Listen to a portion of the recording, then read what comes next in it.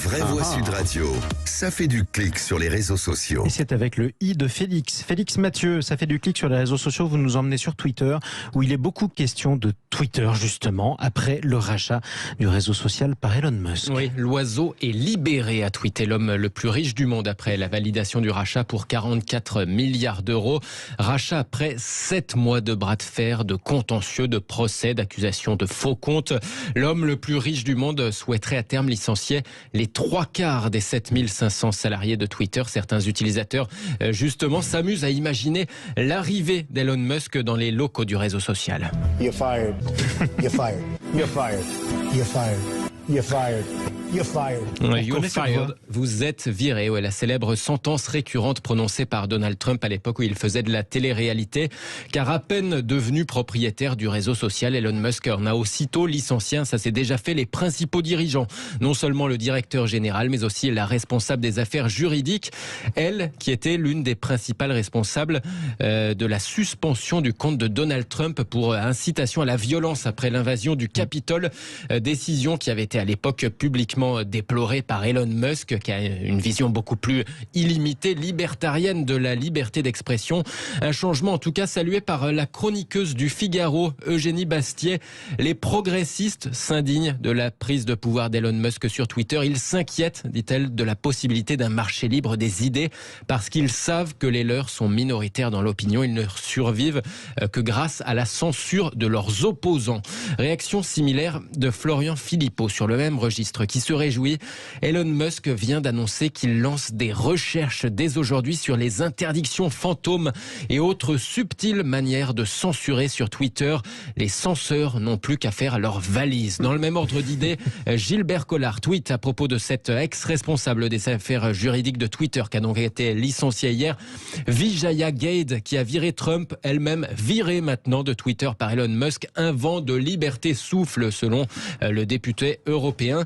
Et même celui qui ne peut plus tweeter, pour le moment en tout cas, Donald Trump a fait savoir qu'il se réjouissait de cette prise de contrôle de la plateforme par Elon Musk. Twitter est désormais entre de bonnes mains et ne sera plus dirigé par les fous de la gauche radicale qui détestent notre pays. Voilà ce qu'écrit l'ancien président sur sa plateforme Trust Social.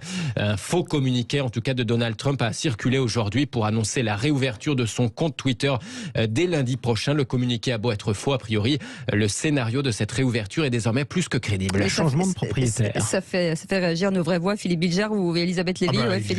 Elisabeth. Ah bah non, mais moi, je me réjouis à une condition, c'est qu'on fasse pas la même chose à l'envers. De la même façon, par exemple, que j'ai souvent demandé de façon bruyante et agacée que France Inter devienne pluraliste. C'est pas du tout que j'ai envie que France Inter devienne Radio Réac. J'ai envie que ce soit le lieu où les idées peuvent se battre à la loyale et à égalité. Parce que il y a des idées qui sur France Inter sont toujours, il y en a qui jouent à domicile et il y en a qui sont toujours invités et accueillis à la mitrailleuse.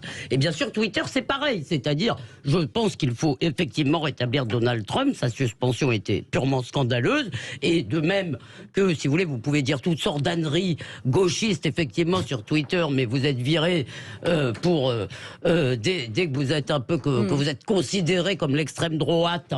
Alors là, c'est vraiment très mal. Et ben moi, je veux, soit on est pour la liberté d'expression et on bannit que l'injure, à mon avis. Mais ça ne se fera pas. Philippe Bilger. Moi, je rejoins Elisabeth, sauf que je serais encore plus libéral qu'elle, dans la mesure où un ami, un homme, l'environnement d'Elon Musk a dit il y aura la liberté jusqu'à la violation de la loi. Je trouve que c'est ça, c'est la philosophie de quelqu'un que j'ai beaucoup apprécié, Frédéric Tadei à l'époque. Oui, eh bien, je trouve qu'on a totalement raison. C'est ça le critère, diffamation, injure. Donc vous êtes d'accord avec moi pour bannir l'injure, ce qui n'est pas fait. Tant qu'on est libre jusqu'à la violation de la loi.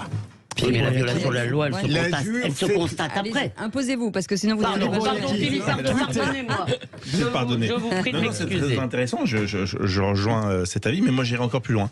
Sérieusement, il n'est pas normal que des gens anonymes puissent pourrir la vie des gens. Je voudrais que... Voilà, chaque compte soit certifié, soit public. Un peu pieux. Voilà.